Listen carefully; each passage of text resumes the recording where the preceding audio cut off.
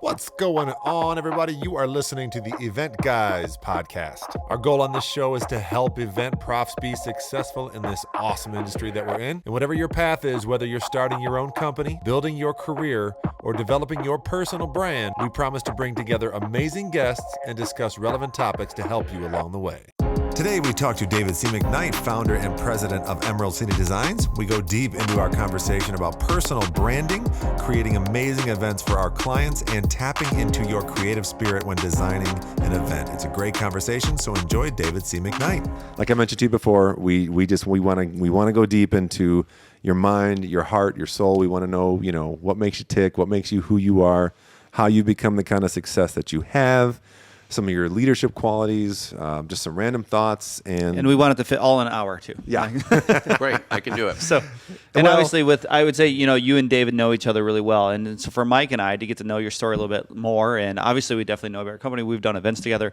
But just to get to know, our listeners want to know, tell us the story. Tell us the legend. Yeah, for sure. And also, just so you know, to his point, this is hopefully the first of multiple episodes. We've already talked about with great guests. We want to bring them back. So whatever we leave off today, we'll come back. But yeah, to what he said, take us through the brief history of time with Emerald City Designs. I like it.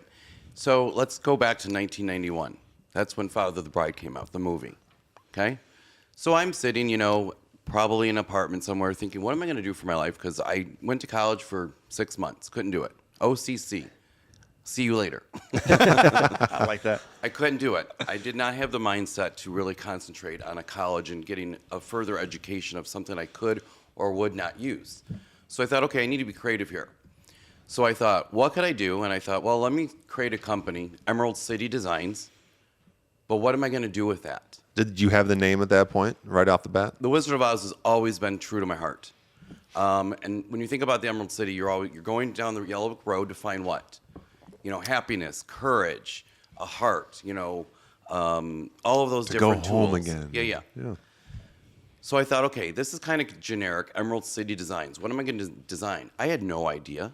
I really didn't. I didn't know if I was going to be doing window treatments, furniture, or rooms, or interior. And you didn't have any experience in the event industry at that time? No. Okay. This is back in 1991, 92, when Father of the Bride came out, and that's where I got the vision for Emerald City Designs because of the fact of Frank. Yeah, right. Okay? Right. So when we go to that character, it's hilarious. Martin Shore did a great job. Brilliant.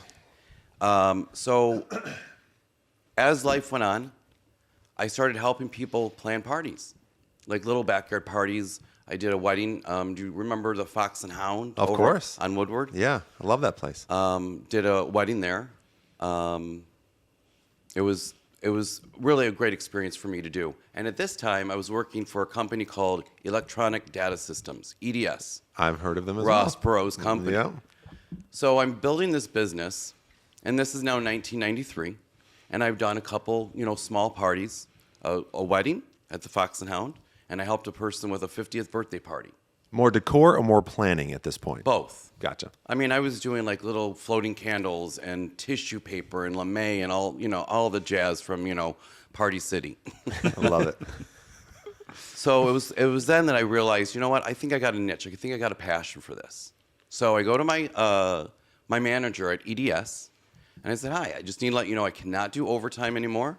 I'm concentrating on a new career. And I'm looking forward to continue my relationship with EDS. Okay, David, well, we're going to walk you out today. I had no idea that they were going to walk me. Wow. And my mom worked for the company, and I didn't realize that if I just waited 6 months, I would have been vested because I've been with the company just under 5 years. Yeah. So I didn't get any mentoring from my mom. I didn't really think about the big picture because I didn't know that I would be walked. So from there, I decided, okay, what am I going to do with this Emerald City Designs? I'm going to do something with it. So I started doing some side jobs. I started cleaning houses. And then I thought, I got to build this business. So I'm going to start really trying to see if I can find clients. So I started knocking on doors. And the first door I knocked on was the Dearborn Inn. Charlotte Call. Charlotte was there for many years. She actually left the Dearborn Inn in the year 2000. But she was the first person to really take me by my hand and say, let me show you what you got to do. You got to meet people. We have to get them to know your personality. And she really drove something home for me. You know, put my personality into this business, and I'm going to be able to, you know, create something special. Well, here I am 28 years later, you know. So it was just a great experience to know that. And from that, I decided, you know what? I need to get to know her staff. So there's a Mexican restaurant in Dearborn, I forget the name of it, over by the Ritz. And I said, you know what? I'm going to take them out for cocktails and hors d'oeuvres just to get to know them. This is back, you know, 8 years ago? Yeah. But I'm trying to network. I'm trying to get them to know me. And so from there, it was so wonderful. The Dearborn Inn literally lifted me up, and they supported me. And I did a number of events for the Dearborn Inn for a few years. Not necessarily as an employee, just that was your connection and gotcha. As a vendor, Gotcha. you know, as Emerald City Designs. So from there, I just kept networking and meeting new people and introducing myself to different venues because I thought that was the best way for me to be able to build the company. That's I fantastic. love it. Literally out there pounding the pavement. Absolutely. Would you officially then at this point consider her to be a mentor in those early days, or was it more of a kind of like a model that you saw that you aspired to be like? Or You know, definitely a mentor. Yeah. You know, she's retired now. She's in Arizona. We're still connected. We're great friends. Did her daughter's wedding a few years ago in Arizona.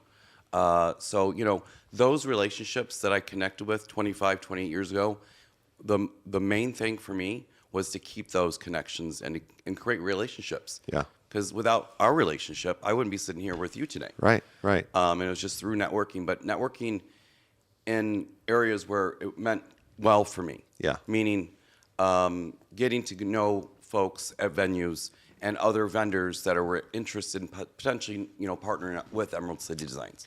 So that got you to the point where now David C. McKnight is Emerald City Designs and is doing some parties. That's a far cry from where you're at now with that beautiful headquarters that you've got and this team of people who have been with you for close to 20 years in some cases. And 20 plus years, yes. Yeah. So from you doing those to what you have now is the building of the business. And you said it yourself, you didn't go to college for that long. You don't have a business degree. How did you go from where you left, where you started now, you've got some momentum, to having the vision to building this and growing through that phase? Like, how did that happen? What's the secret? Secret sauce. Great question. It's the people. You know, if you're wanting to build something for yourself and you're not able to do everything 100%, then you have to rely on people. You want to take care of them. So I have Elizabeth, who's been with me 20-some years. I love this. And I have Nicole, who's been with me for 20-some years. And I'm blessed to have them. I mean, my husband worked for the company for 10, 12 years. And then it was time to like, hey, let's kind of make sure our relationship's good and we'll find other people to fill in the blanks here. It's definitely been taking care of the people. In 2000, and I was thinking about this as I was getting dressed a year ago, 2020, sorry. You're thinking ahead. I like it. Okay, February 22nd, 2020, how's that? Got it. I was in a wedding. I was the best man for my operations manager who's been with me for 10 years. So it's just, you know, relationships are a very viable method of maintaining your business, especially in this industry. Who was the first person that you brought in when all those years ago when you said, okay, two questions. One, what was the trigger that made you reach like a capacity? Was it a capacity point that said, I just need more help? Or was it, I need to get this position because I don't have the skill in that area? And who was the first person? So when I was dealing with clients and trying to be creative and working my magic with my hands, I realized that I needed help with that. You know, to be a business person but also creative, it's a lot for the mind. Yeah. And you basically have to be able to balance, which I was able to balance it, but I knew that I wasn't always going to be this trendsetter. I would need help with, you know, that creative aspect. So I was actually with a good friend of mine, Laura Giannetti, from Giannetti's Old the Wall, Northville.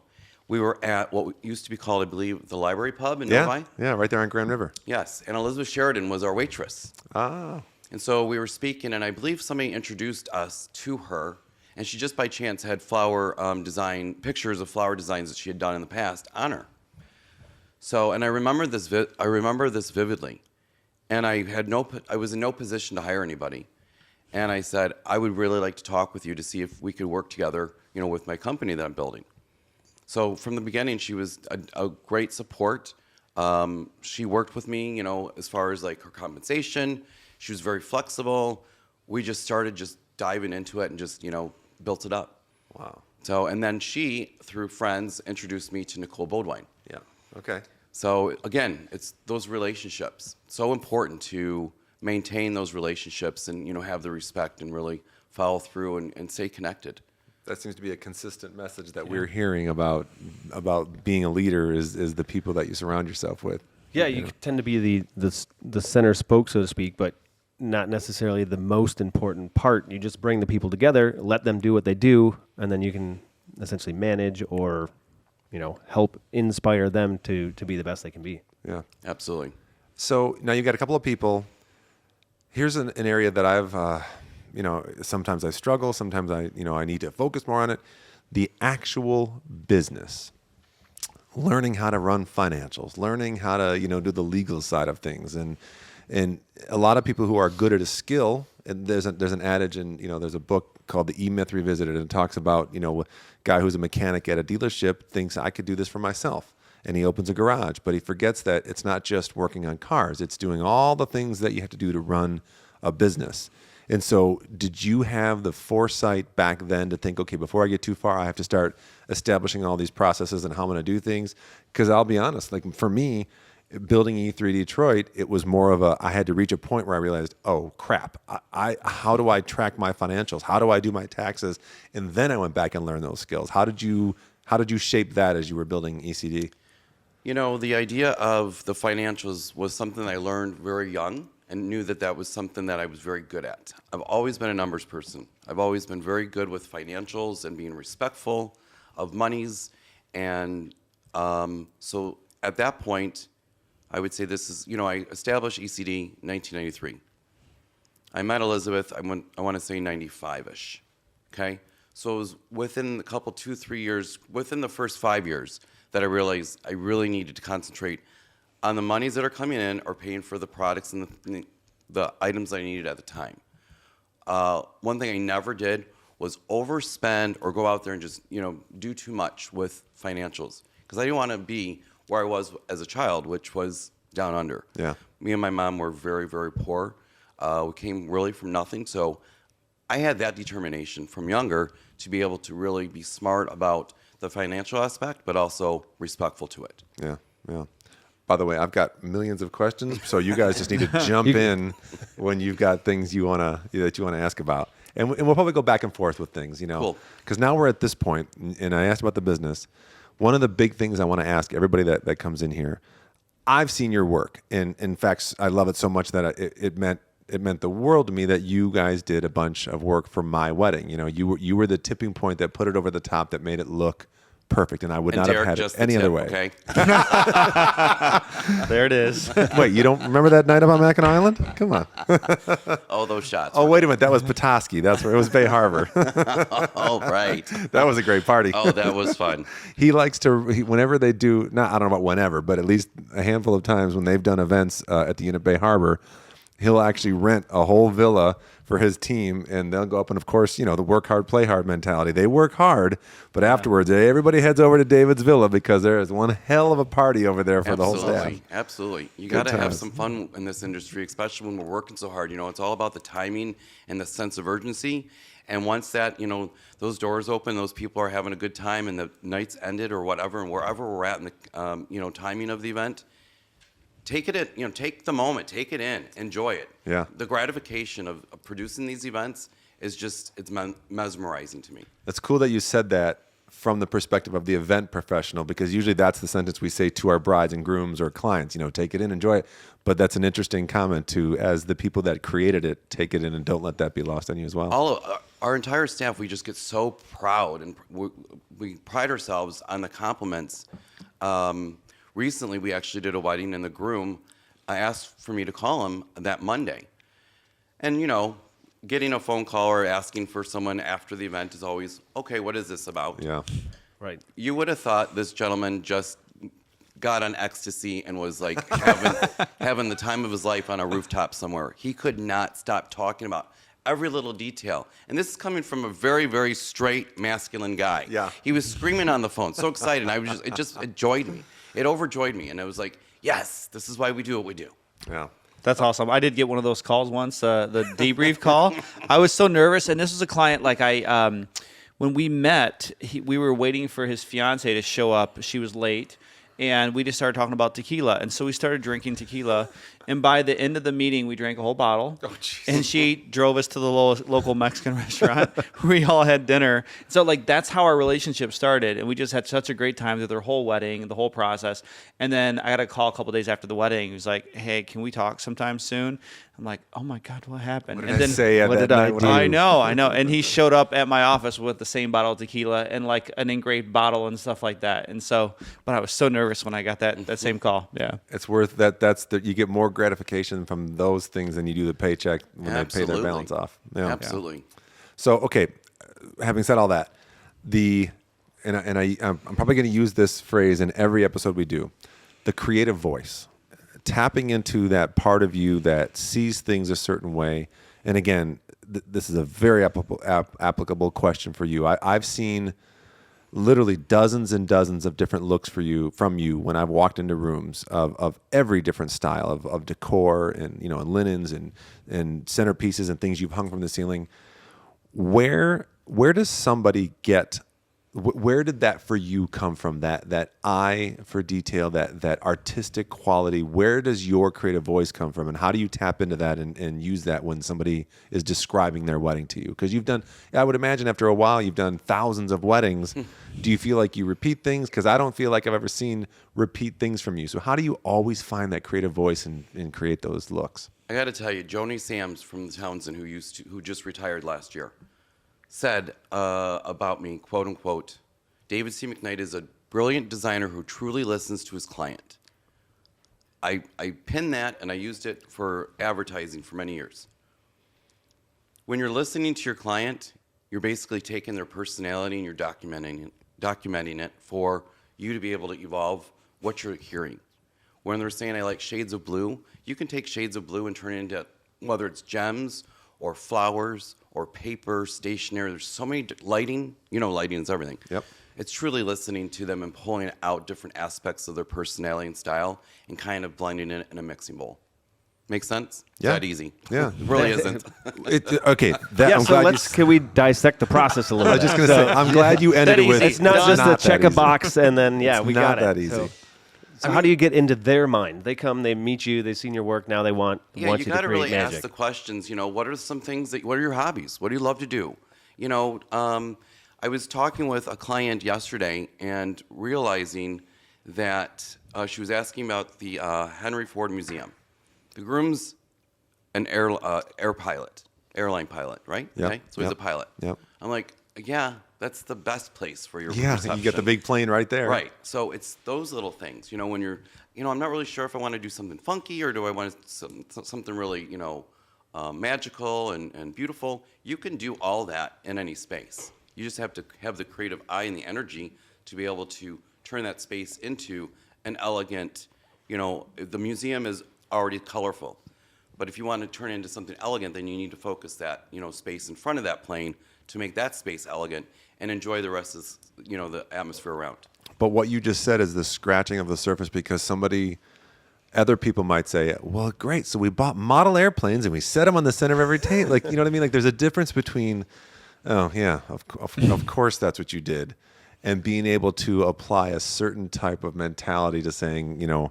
Now, I get it. When I step on stage and I need to curate and I need to guide this crowd from first dance to the last song of the night, I see that in a particular way. I see the music in my head and the crowd's reaction and the flow of the party, so that it's always building.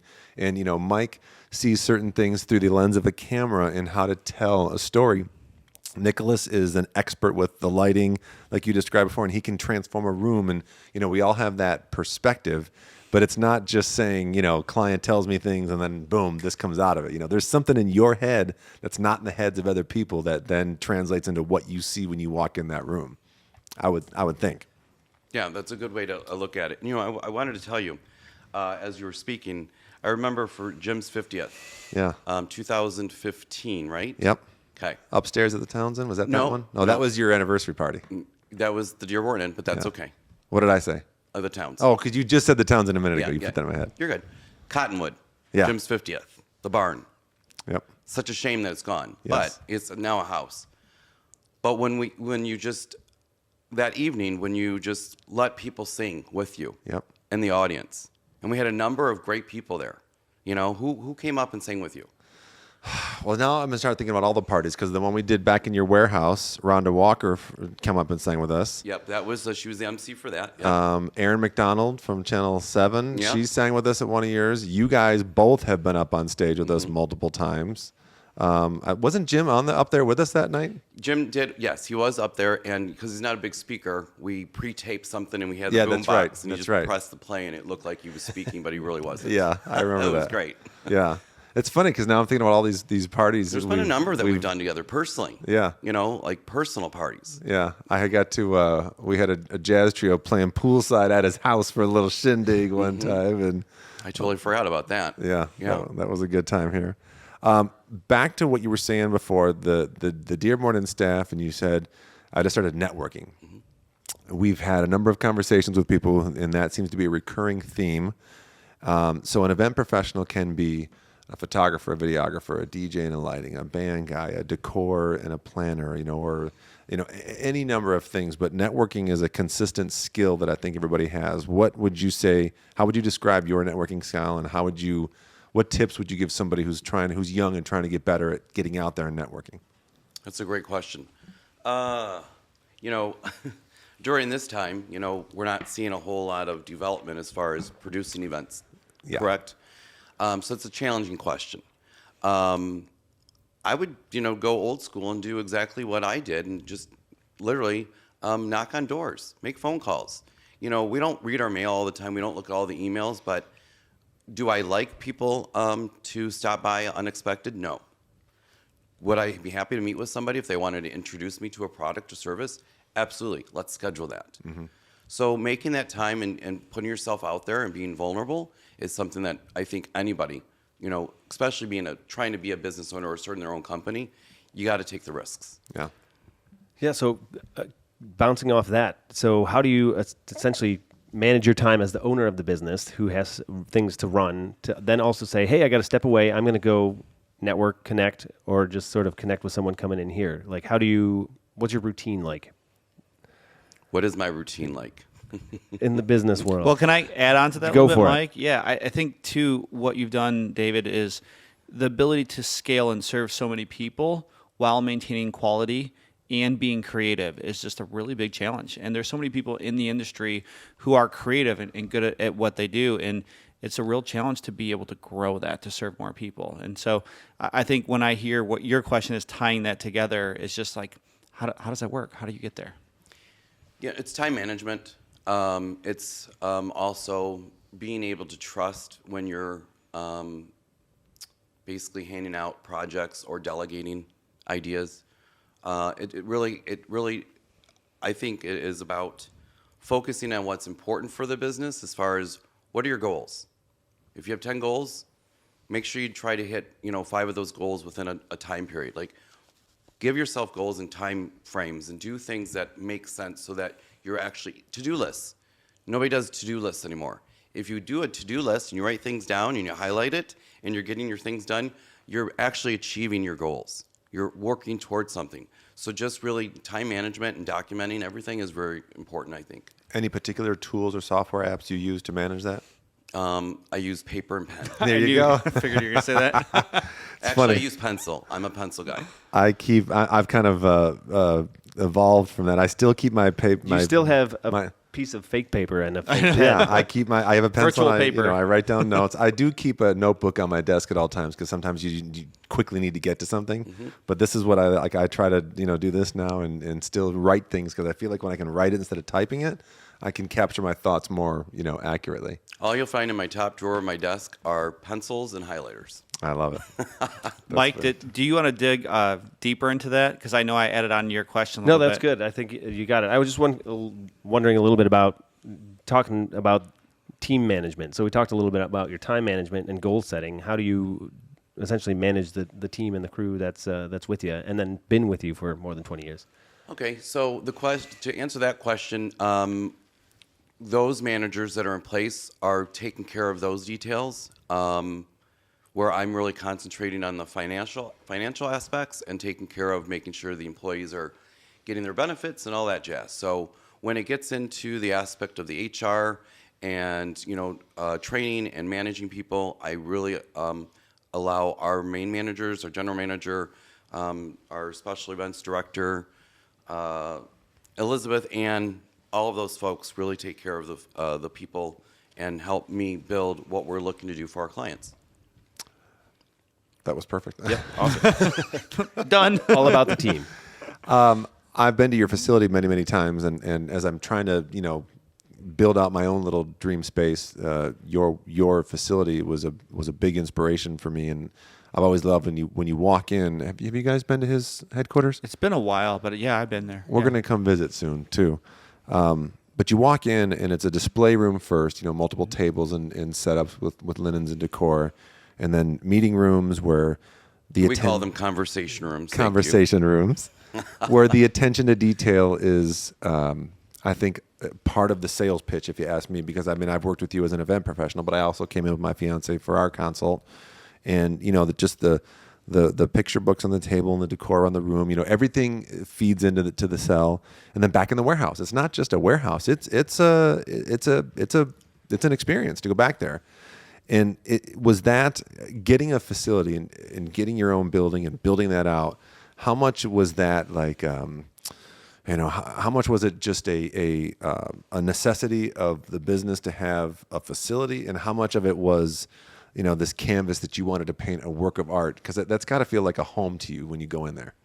Yeah, when I was building Emerald City Designs, one of the things I was doing is I was outsourcing a number of things. I was outsourcing to different vendors, rental items, textiles, things like that.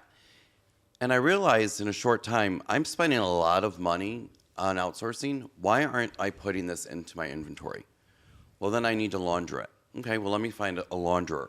So there's so many different, levels that I started doing with linens and then chair covers and then napkins, and then I outsourced the laundry. And then I'm like, okay, wait a minute. I need to now take this to the next level and build a laundry department. So Emerald City Designs actually has two locations. We have our main location on Industrial, yep, and the second location is not for visitors. It's not for clients. It's our laundry facility. It's an 8,000 square foot location that we have thousands of textiles, furniture, chairs, a laundry department. That one's not the artistic canvas place to go have fun. Yeah. No, it's a hot building. Yeah, it's very warm in the summer. But I'm very, very proud of those accomplishments based on the idea that we're able to employ so many people. Yeah. It's one of my biggest humbling experiences is being able to, have so many employees for so many years and giving them, this opportunity of growth. Yeah. I really do believe, from a younger standpoint of growing that corporate ladder and offering those opportunities. So that's what I'm really focusing on now for those people who've been with me for so long. It's interesting that no matter what question we ask, whether it's how you built your company, how you gained your skills, how you lead, or, I asked you about the building, it always comes back to, you doing it for other people, doing it to give opportunities out. And it's, what's the old adage from the Beatles song, in the end, the love you get is equal to the love you give, how those lyrics go. And I think it's something common that we're hearing from any of the good leaders we talk to. It's a state of mind that I think is consistent among the best leaders we talk to. Thank you. Yeah, it's kind. Okay, so anybody who works in the event industry has inevitably seen a truck go zipping down the freeway with a 12-foot picture of David C. McKnight on the side. Hands on your hips, smiling up, and flowers all around you. And clearly, building the brand around you, your personal brand. You've also been honored in Our Detroit magazine. Is it Most Colorful Character? Is that the Yes, sir. title? building your personal brand, as much as you give credit to the people around you and listening to the clients talk, building your personal brand clearly has played a big role in the success of Emerald City Designs. Now, I know you are a fabulously wonderful gay man, but outside of that, there's a reason that you focused on your personal brand from a business standpoint. Where did that come from? Let's go back to 1991, Father of the Bride, Frank. There you go. I mean, I just, it was one of those things that when I was younger, I'm like, it's okay. Let's go back to Will and Grace, 1990, 92, 93. Will and Grace, but also, what's the other show? There's another show back then, too. I forget. I thought about it earlier. Anyways, I've kind of used it to my advantage, to be honest. The idea of, hey, I'm going to be out there. I'm going to be flamboyant, so let's put this out there because who doesn't want a really fun gay guy to throw their party? Yes. Okay? Because he's going to be really fucking creative, Yes. and we're going to have a great time. That's fantastic.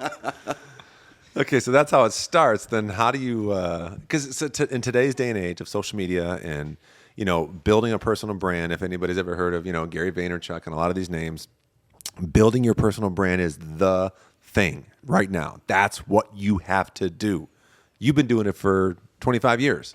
So you clearly saw something, and I think that's one of the things I really want to be a takeaway for anybody that listens to this is understanding the value in that and how it can translate into success, and maybe even some tips if you have them on, because you can get stuck in the everyday grind of running the numbers and making sure the laundering facilities are up and doing this and scheduling your meetings. But to focus on that part of it, on building that personal brand, sometimes can get left at the bottom of the pile. So how do you do it, and what are some things that you think are the best ways? Obviously, like I said, the truck is one, but that picture, I know you've taken that picture many, many times, but that pose is consistent. Give some tips on building a personal brand. Stay focused. Really concentrate on your personality and pull from the personality that you have and really play on that. Have fun with it. There's something to be said about somebody who can be too confident, but you can be confident with some empathy. You can really have a great personality and utilize it to your best interests in business or personal views or whatever, but just stay true to yourself. I think the idea of when I was younger, and coming from where I came from with my mom and being in the, atmosphere we grew up in, taught me a lot to really, concentrate on myself. And if you can't take care of yourself and you're not doing good for yourself, you can't do good for others. So you really need to concentrate on who you are and really, take care of your backbone. I love it. What do you guys think? I love it. I'd like to hear a little bit about the story.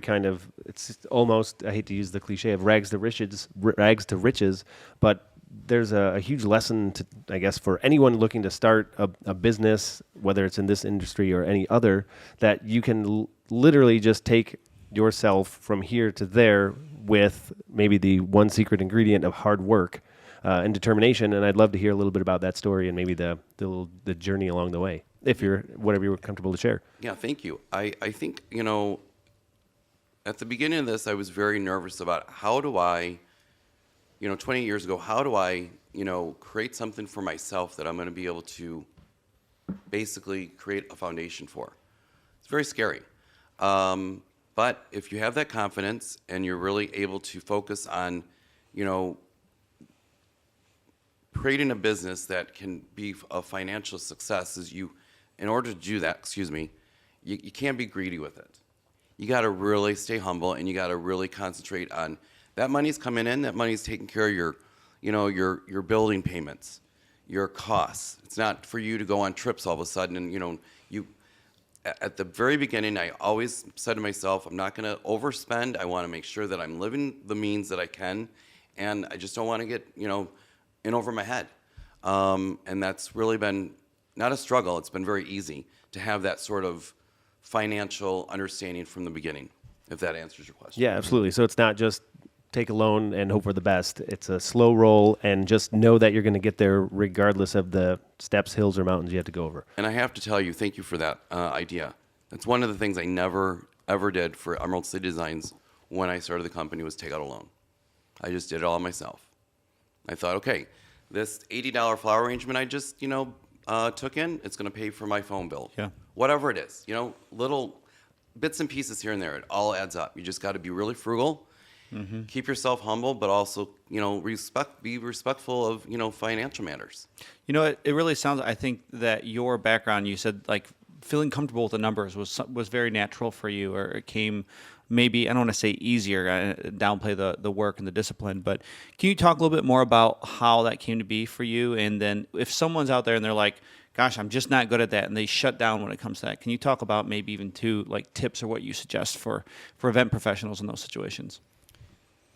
Yeah, when I'm thinking about the idea of an event professional, let's say somebody who's wanting to be a wedding planner, with that, it's not just a wedding planner just doesn't have time on their hands. They have to have the means. They have to have tools. So there's so many different aspects to getting into that sort of industry or that position where you really need to take the time and whether it's you do some research, read books, you pull in materials to help you. You have to educate yourself somewhere. So I think the idea is being really understanding of what the industry is, because being a wedding planner, folks, is not 9 to 5 Monday through Friday. Okay, you're working till 2 a.m. on Saturdays. Okay, you're not going to have weekends. Okay, so in the event industry, ever. So except for 2020. There you go. It's interesting how many people we interview. Oh, I was hoping something for Monday through Friday. Okay, well, you're going to want to go somewhere else. Yeah. Or you're going to want to be the one that cleans the office, maybe. That's about it. Yeah, that takes a couple hours. So that's not going to be a full-time job. Yeah. That is I tell you what, if there was a silver lining to the pandemic, I had more weekends to spend with my wife and my kids and our friends, out on the lake last year. And again, do not take this to mean I'm glad that the last year happened, but I'm glad that I had the opportunity to I don't know if recharge is the right word, but last year was good for me to have a summer full of weekends to enjoy and have fun, and to make me appreciate getting back to that grind. Yeah, and to actually literally just be present instead of worrying about what's going to happen in the next year or what's happened in the past. Be thankful that you have that time, and I think that's awesome. I enjoyed that a ton with my kids. I have 3 little ones, 6, 4, and 1. So just to be home on the weekends, he's the famous one. So it was a blessing, but yeah, we're ready to get back for sure. I got to tell you, the staff of having Nicole, Ann, and Elizabeth, all of us, Eric, Rebecca, everybody, without just naming a few names, we all stayed positive. And we all kept asking. I'm still asking, everyone weekly, how are you doing? How are you mentally doing? Because whether you're dealing with people who are excited to book your event services for 2021 or 22, or you're dealing with somebody who's canceling and not postponing, which is, ugh. Yep. Yep. Which we talked about. Oh, and that's side conversation on that one. Yeah, we'll talk more about that. Oh yeah. I'm very impressed on the staffing and how they've kept themselves upbeat. But I also, I have to give myself a little bit of credit because I'm the one reaching out to everyone, just checking in. How are you doing this week? I'm not asking, are you, mentally, how are you doing? Yeah. That's what I'm asking for when I'm asking that weekly. And I think that's, the sort of family that we've created for so many years. We lost some people, but, for example, we lost Cheryl Donovan. But who I love. Yes, but she went to Meadowbrook Hall. Oh. So now she's director of sales there. And so, that's just a great, opportunity for us to continue that relationship. Yeah. It's in this industry, don't burn bridges. Yeah, that's a good one. Okay? And if you are feeling like the need to maybe connect with somebody, take the time, take the moment, take the risk. Yeah. Hey, Derek, I know you're doing wedding planning. How can we work together? That sort of idea. I think it's interesting because me personally, I never really got into the ISIS or Let's clarify, people listening. Sorry. Okay. Yeah. Go ahead. Not that ISIS. I didn't Right. join that either. What used to Right. be the International Special Event Society, that when for obvious reasons we had Thank to you. change, became the International Live Event Association, now known as ILEA. Right. Thank you. Sorry. For End that. of clarification. So as you were saying. Yeah. Graphic. So, Yeah. one of the things that I have really tried to do is, focus my time is, with the industry is, for example, I'm on the board for Special Events Magazine. I've been doing that for a few years. And then I also put myself out in the position of being on the board for Scene Magazine, which has been very, delightful and a great experience, adding to my experience of other things. Another thing that I started doing a number of years ago, and I believe you and I worked on this event a number of times together, was American Heart Association. Oh, yeah. I was on that board for many years. So being able to put yourself out there and to offer your services in different ways as a complimentary way or volunteership is a great way to also network and to do good. Yeah. And I have to, hold on, 2000, what year is it, 21? What are we in now? 2021? Yeah. Thank you. Yeah, and take your time. 20 Take your time. Yeah. and a half. Right? 2013, I created the foundation called Kids Gala. Yeah. A David C. McKnight Foundation. This was created in honor of a little girl, Nicole Marie Burton, who perished at the age of 9. Her mother and I were best friends since 6th grade. So I had met her when she was just about 2 or 3, and we connected. And when I knew she was going through her illness, she was my little precious girl. And so when she perished, I was like, I have to do something with this light that this girl shared with me. So since then, our foundation has been producing parties for children who are going through a life-altering experience. And with that, I bring to the table the idea that this foundation has crossed threads with other foundations, such as Kids Kicking Cancer, Utuma's Foundation, some other Sweet Dreams Project. So it's just, again, being vulnerable and putting yourself out there and taking risks. That actually is a really good piece of advice, anybody listening, because we're involved in ILEA and have been for a long time, and there is, of course, value in it. It definitely creates networking opportunities and bringing people together in a more traditional sense. But I think then, just like I was asking earlier about the creative voice of how you see a little bit further, see past it, what you just described, I think are some good power tips for somebody to go past the obvious, which is join a trade organization, to volunteer your time, to get involved in causes that on the surface, a charitable foundation, to advance my event professional career. That 1 + 1 doesn't equal 2 in that instance, so that's a good perspective to have, to look for opportunities that maybe aren't right there on the surface, and the benefit that can come from them for sure. So you said a little while ago about when we talked about personal branding, and you just got to be able to put yourself out there and everything. And have you ever had? And we talked about this kind of in our pre-show emailing. Times have changed from when you first started Emerald City till now. And as a gay man, have you in our industry? It's a very tolerant industry. There's white and black and male and female and gay and straight and everybody, and we all love each other, and it's a very, very good community of people. But the way I was wording the question to you is, but you work for clients and in events and in industries that maybe aren't as open-minded as we are. But you were willing to put yourself out there, as you said, in a flamboyant personality. And did that ever? What are some of the struggles maybe that you've had to deal with from that standpoint? Maybe there aren't any. Maybe you've never really had a bad experience with that. But did it ever?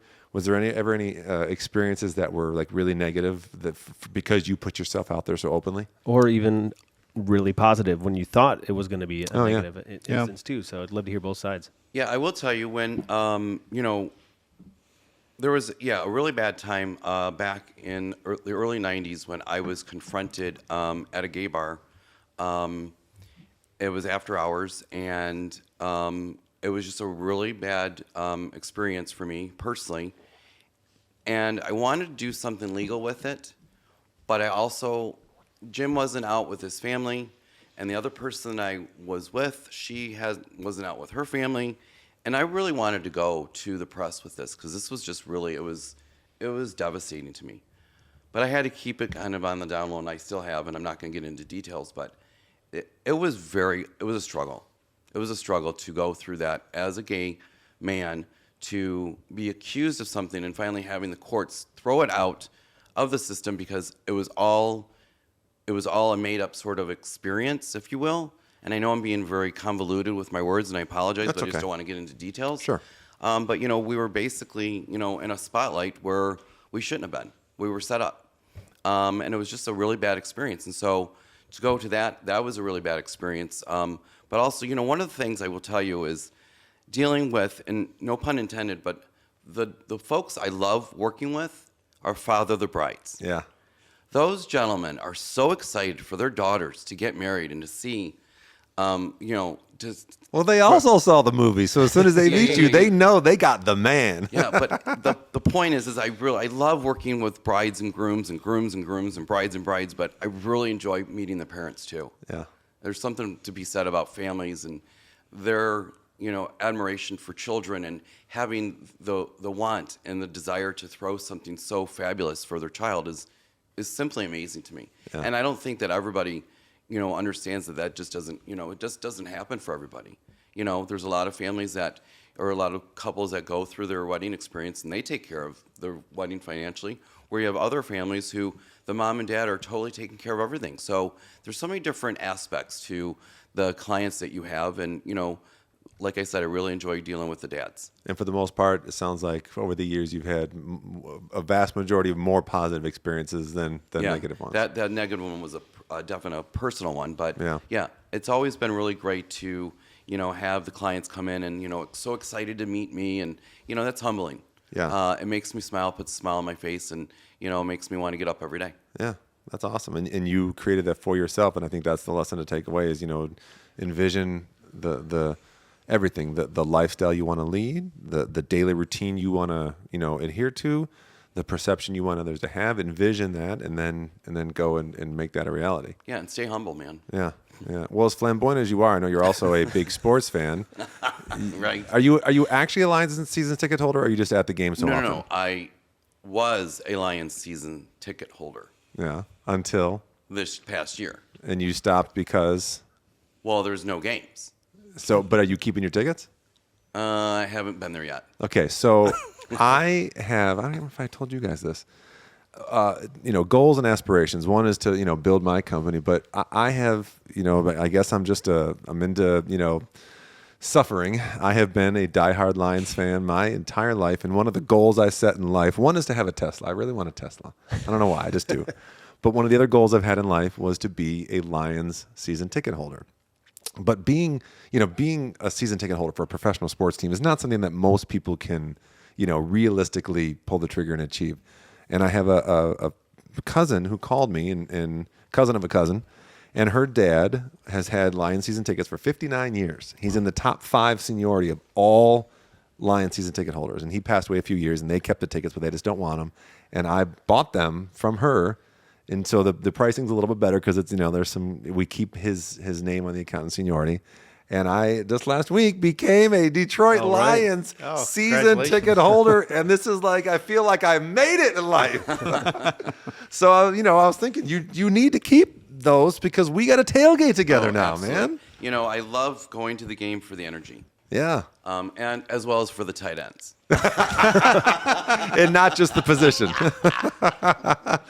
Oh, I love when you guys are always posting pictures from that, and man, I know we're cursed, but hey, this is our year. I can't even remember what level I'm in. I know I'm in the upper level, but it's called something. I don't recall. It's section 203. That's All how right. long it's been since I've been to the stadium. Yeah. Well, next month now, since I just picked these up, I get to go in, and if I want to change, they're 50-yard line, third level. So if we want to go down or get different seats, we get to walk in there and walk the stadium and say I want those, and then they'll give you a price. To go back to that, yes, I was on club level, which is the best Yep. level. Yes, it is. I mean, that up there is so nice. Well, I might ask you where your seats are just in case you go back, so that if we get upgraded seats, we can be right by you guys. And 203, section 203. Do you ever tailgate? Oh yeah. Well, you know what we used to do. The rickshaws down there. Yeah. Yep. So Jim and I would go down to the MGM, have our little drink at the bar, start in the morning. Yeah. Go do some gambling. Get on a rickshaw. Go around downtown. Go to the game, and that would be like every other Sunday. I love it. Yep. Yeah. How many of us are? I mean, how many people are lucky to have a city? I mean, I know the Lions are losing, and frankly, all of our teams are not good right now. But it's such an awesome sports city. And I think if you live in one of those cities, not that Nicholas No would word. know. Yeah, I'm in his boat though. Lions are the this way, right? Not a sports fans. Football. But to live in a good sports city, I think is Yeah, I something think you they take for just granted. released their Sackford. Oh, That's what his name was, right? Sackford. Who are you talking about? Stafford. Right. Stafford. I You were call him- kidding. I know you were. I call him Sackford. Okay, yes, because Yeah. for those that don't know, because he would get tackled a lot when he wasn't supposed to, otherwise known as a sack. Well, we wish him luck on the West Coast, Absolutely. and we've got a lot of tools ahead of us. But yeah, I'm so excited, and I hope we get to do that. Let me ask you guys before we start thinking about wrapping things up here. What questions do you guys have? Anything you want to talk about and add in? Yeah, I would love to. Obviously, we talked a lot about all the different hats you wear, from a creative, a designer, a team builder, a networker. Where on the spectrum of creativity to full business mind do you fall, or is it kind of a case-by-case scenario? Obviously, I could tell you have both ends and everything in between there to do both. The business side and the creative side. But do you put yourself on one end of the spectrum or the other, or just kind of? Great question. Lately, I've been Day-to-day. concentrating on the business aspect, especially from what's happened a year ago. Right. It's been challenging. Yeah. But when you have those staff members who've been with you for decades, you got to do everything in your power to make sure that you continue doing what you've been doing for them, because they've been doing for you. Yeah. So it's my concentration is not. I don't have a creative aspect of anything anymore. I can definitely, still decorate my house and do some fun stuff and give ideas to people. But to get to the level of what the girls have created at Emerald City Designs, I'm nowhere near it. Well, let's talk about creativity in business a little bit. If you're willing to share some of maybe the hurdles you had to go through. Obviously, we all had to go through things this year, revamping contracts to restructuring business, kind of just Pivoting. Pivoting, that's the word. Maybe just anything you're willing to share on that. I think the idea is if you are able to understand the word of reinventing, that was something that was definitely something I thought long and hard about on March 13, 2020. Mm-hmm. What are we going to do? Because not knowing that we're going to be in this for a year, which is coming up in a couple weeks, right? I thought we got to really be creative here, but we also have to really continue listening to our clients, answering the phone, supporting them. I mean, we became, psychiatrists. Yeah. Getting people through. What are we going to do? One thing I did not do in 2020 is start doing what if. I will not have a conversation of what if this happens. No. I would stop it. I'm like, not having this conversation, let's go in a different direction. Because I feel if you're spending your energy on something that is a what if, you're wasting your time. Because nobody knew we would be doing this a year later. Yeah, right. that's great. So if someone said to me in May or June, I'd stop and be like, hi, we're going to concentrate on having fun today. What do you want to talk about other than what's happening in the world? Yeah. I'd have to crush it right away. And honestly, I think that's really has gotten all of us through this, is trying to keep that mentality of, yes, there's a light at the end of the tunnel.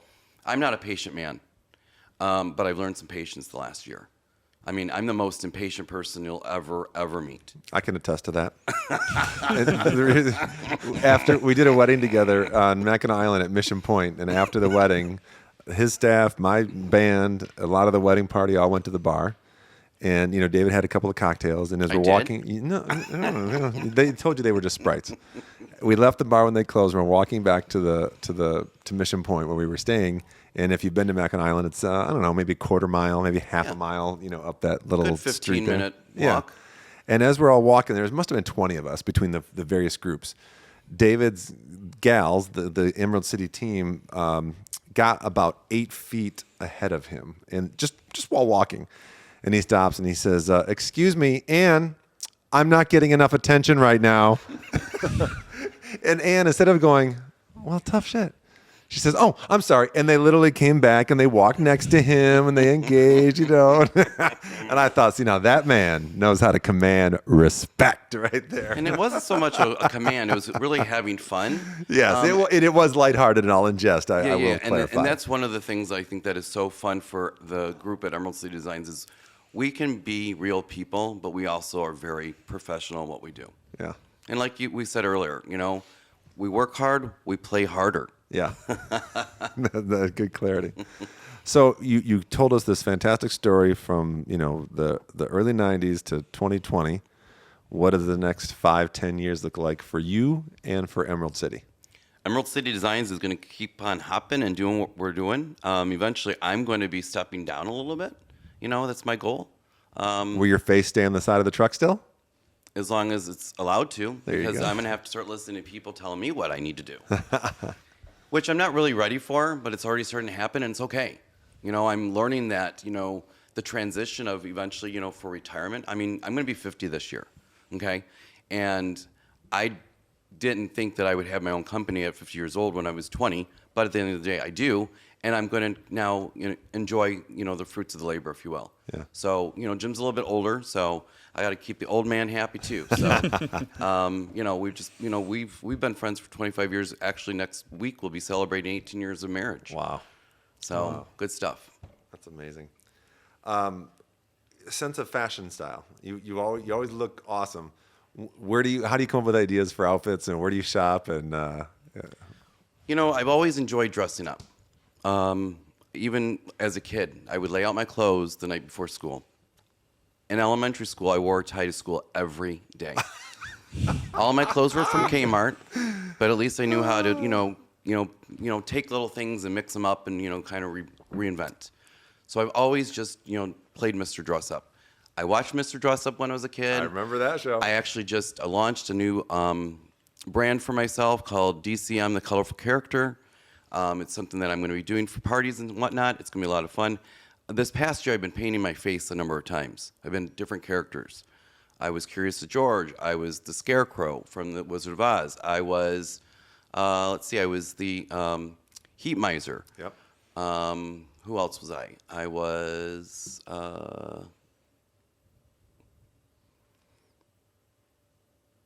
There it is. That one guy. Mad Hatter. There Mad you go. Hatter. Oh, yeah, I saw So that picture. I've had a lot of fun doing it, and I thought, what? Let me share this kind of fun with some other people, and if there's a brand out there that wants to, no one's got any mascots, right? Yeah. So I thought, okay, well, what if DCM, the Colorful Character, became a mascot for a company or a brand or whatever? So you never know what's going to happen. So you're reinventing yourself Absolutely. at almost 50. Just having fun. I love it. I love it. Any thoughts you guys want to add before we ask him for his final thoughts? No, not for me. Loving what we got. So you got an audience out there, if all goes well, of event professionals, young and old, of every type, but also people who have who aspire to be entrepreneurs and who want to tap into their creativity. And you've got a lot of different things we've talked about in the last hour that speak to all of that. But what would you leave somebody with as your legacy that you want to share with people? I think the important thing is to really make sure that you're a real person. If you're going to put yourself out there and you're going to be vulnerable, you got to make sure that you're true to yourself and be respectful for yourself and others. And I will say this, creating and finding those unconditional relationships, even in the event industry, is very important. Because when you have those relationships, those are going to build into other opportunities, and it's very important to always just be kind, like Ellen says. There you go. Be kind. I love it. So we have been speaking with David C. McKnight, the founder and still president? Yeah. Yeah, president of Emerald Yes. City Designs. Confidently. There you go. There you go. They do a lot of different things, and we've had the pleasure of working together, and I hope we have many, many more opportunities to come. But this was outside the realm of what we normally get to connect on. So thank you so much for making the time to join us today, and I can't wait for everybody to hear this story. And just thanks for sharing everything you shared with us. Yeah, thank you so much, gentlemen. I Yeah, really thank you, enjoyed, David. Thanks for coming. enjoyed the time with you, gentlemen. Excellent. All right. Take care. Thanks. Cheers.